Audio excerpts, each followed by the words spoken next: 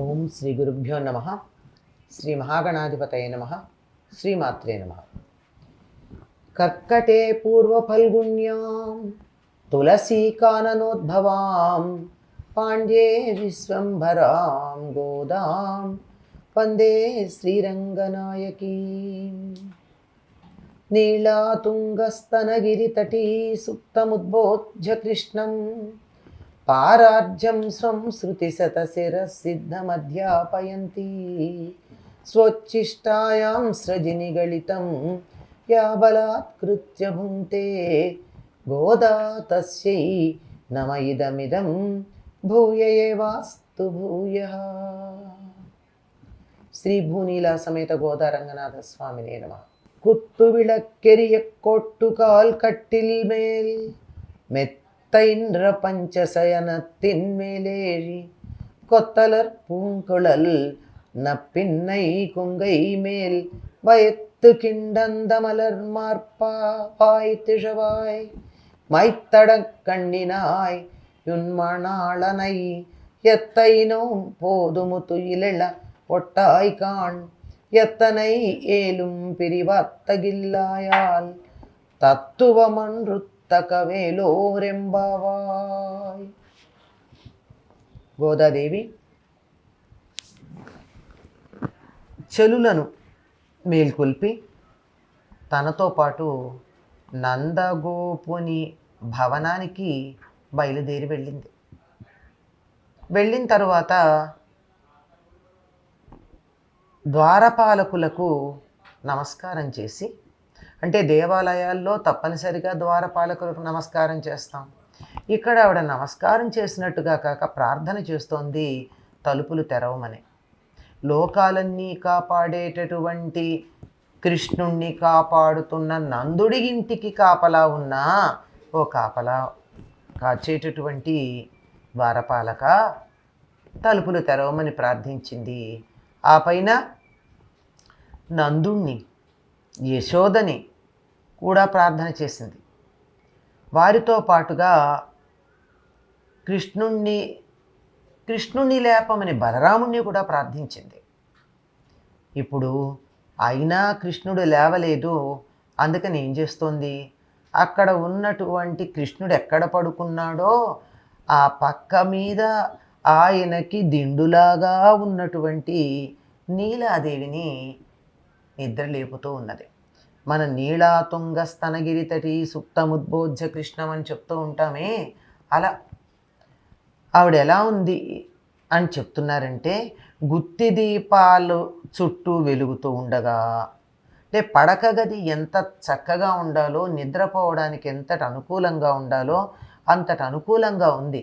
దానివల్ల మెలకు రావడం చాలా కష్టం. అనుకూలంగా వాతావరణం ఉంటే మెలకు ఎలా వస్తుందండి?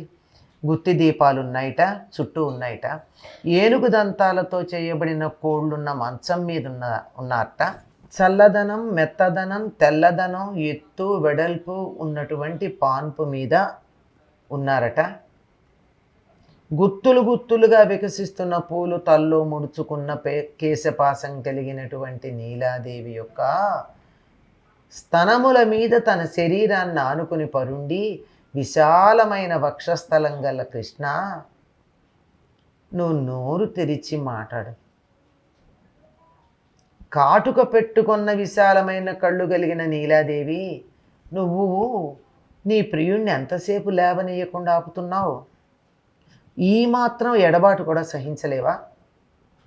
నీ స్వరూపానికి, నీ స్వభావానికి కూడా ఇది తగినటువంటిది కాదు అంటున్నారు. చూడండి, వాతావరణాన్ని ఒక్కసారి గనక మనం గమనించుకున్నట్టయితే పడక గది ఎలా ఉండాలి? దీపాలు, చిన్న చిన్న దీపాలు ఉండాలి, ఎక్కువ వెలుగు ఉండకూడదు. ఒక్క చోట ఎక్కడో మూల ఉంటే సరిపోదు, అక్కడొకటి ఉండాలి, గుత్తులు గుత్తులుగా కూడా ఉండాలి. అలాంటి దీపాలు ఉన్నాయట. అంటే ఈ రోజుల్లో మనం అనుకునే చాండిలియర్స్ లాంటివి అప్పుడు ఉన్నాయన్నమాట. అనేక దీపాలు కలిపి ఉన్నవి. అవి ఉండి ఇంకా ఆ మంచం ఎలా ఉంది అని చెప్తున్నారు. ఏనుగు దంతాలతో చేసింది. వీళ్ళు కువలయాపీడము అనేటటువంటి ఏనుగని కంసుడు వీరి మీద ప్రయోగిస్తే బలరామకృష్ణుల మీద సంహరించి ఇద్దరు చెరి రెండు ఏనుగు దంతాలని భుజాల మీద పెట్టుకుని కదా కంసుడి ఆస్థానంలో ప్రవేశించారు. ఈ 4 దంతాలు మంచం కోళ్ళల్లాగా పెట్టి ఒక మంచాన్ని తయారు చేశారట. ఏనుగు దంతాలతో చేయబడినటువంటి కోళ్ళు ఉన్న మంచం. ఇది ఎత్తుగా ఉంది. మంచం ఎప్పుడు ఎత్తుగా ఉండాలి, మరీ నేలబారుగా కాకుండా. పైగా దాని మీద ఎలా ఉండాలి, పక్క మీద పడుకుంటే చల్లదనం ఉండాలి, మెత్తదనం ఉండాలి, పైగా పక్క తెల్లగా ఉండాలి. అప్పుడు నిద్ర హాయిగా ఉంటుందండి. కాస్త మలినం పడినా కనపడుతుంది తెలుపుదనం మీద. ఆ మంచం ఎత్తుగా ఉంది, విశాలంగా ఉంది. విశాలంగా ఉంటే ఇటు నుంచి అటు దొర్లినా, ఇటు నుంచి ఇటు పక్కకి తిరిగినా ఇబ్బంది కలగకుండా, అయ్యో పడిపోతామేమో అని భయపడకుండా ఉండడానికి వీలుగా అట్లా ఉన్నటువంటి మంచం మీద ఈయన ప్రత్యేకంగా దిండు పెట్టుకోలేదుటండి. ఈయనకి మంచం ఉంది, మంచం చాలా బాగుంది, పక్క చాలా బాగుంది, తెల్లని దుప్పటి ఉంది, మెత్తగా ఉంది, చల్లగా ఉంది, హాయిగా ఉంది, వెడల్పుగా ఉంది. ఆ మంచం మీద ఈయనకి దిండు ఏమిటి, నీలాదేవి యొక్క వక్షస్థలం మాత్రమే ఆయనకి దిండు. ఆ దిండు మీద పడుకుని, అంటే నీలాదేవి యొక్క గుండెల మీద పడుకుని ఉన్నాడు. ఆవిడెలా ఉంది, గుత్తులు గుత్తులుగా ఉన్న పూలు తల్లో అలంకరించుకుంది, కళ్ళకు కాటుకు కూడా పెట్టుకునండి. అది ఇక్కడ గోదాదేవికి ఈ చెలులకి ఉన్నటువంటి సమస్య. ఎందుకంటే ఈ వ్రతం పూర్తయి కృష్ణుడు అనుగ్రహం తాము పొందే వరకు తలలో పూలు పెట్టుకోమో కళ్ళకు కాటుకు పెట్టుకోమో అన్నారు కదా. కానీ నీలాదేవి పెట్టుకుంది అంటే ఆవిడ ఈ వ్రతం యొక్క ఫలితాన్ని ఇప్పటికీ అనుభవిస్తూ ఉంది అని. ఎవరు ఈ నీలాదేవి? ఈ నీలాదేవి ఎవరంటే ఒక్కొక్క ప్రాంతంలో ఒక్కొక్క పేరుతో చెప్పుకుంటారండి. ఈవిడ యశోదాదేవికి మేనగోడలు వరుస అవుతుంది. ఆ యశోదాదేవి ఈవిడ నాగ్నజితి అని కూడా అంటారు కొన్ని సంప్రదాయాల్లో. అసలు మనకి చాలా గ్రంథాల్లో నీలాదేవి ప్రత్యేకంగా కనపడదు. ఈవిడ్ని నప్పిన అని కొన్ని సంప్రదాయాల్లో పిలుస్తారు. ఈవిడే రాధ అని ఉత్తర దేశంలో వాళ్ళు అంటారు. పేర్లు వేరుగా ఉన్న యశోదాదేవికి మేనగోడలి వరుస అవుతుంది. ఈవిడ మేనగోడలే గనక యశోదకు ముద్దే. ఆవిడ వచ్చినప్పుడు వీళ్ళింట్లో చనువుగా ఉండను ఉంటుంది.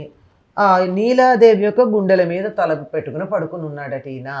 మరి నీలాదేవి కూడా ఆయన్ని కదలనీయటలేదు. ఎందుకంటే ఆవిడ వీరు చేసిన వ్రతం ఏదైతే ఉందో, తల్లో పూలు పెట్టుకోము, ఏదో కంటికి కాటికి పెట్టుకోము, పాలున్నాం నెయ్యున్నాం అని చాలా చెప్పుకున్నారు కదా నియమాలు. అలాంటివన్నీ ఆవిడకి ఏం వర్తించవు. ఎందుకంటే ఆ వ్రత ఫలితం అప్పటికే పొందుంది.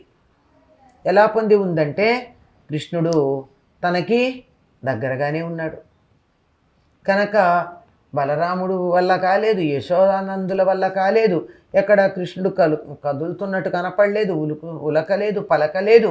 అందువల్ల గోదాదేవి ఏం చేస్తోంది, నీలాదేవితో కలిసి ఉన్నాడనమాట. ఆవిడ్ని అడుగుదాం లేపమని. ఏమ్మా నీలా, కృష్ణుణ్ణి వదిలిపెట్టి ఉండలేకపోతున్నావా? ఎంతసేపు అలా లేవనీయకుండా అతన్ని నీ దగ్గరే పెట్టుకుంటావు? నీ గుండెల మీద పడుకున్నాడు కదా అని అక్కడే ఉంచుతావా? ఎడబాటు అంతగా ఓర్చుకోలేకుండా ఉన్నావా? మేము ఎదురు చూస్తున్నామే. నీ స్వరూపానికి నీ స్వభావానికి తగి ఉండదు. అంటే నీలాదేవి చాలా అందంగా ఉంటుంది.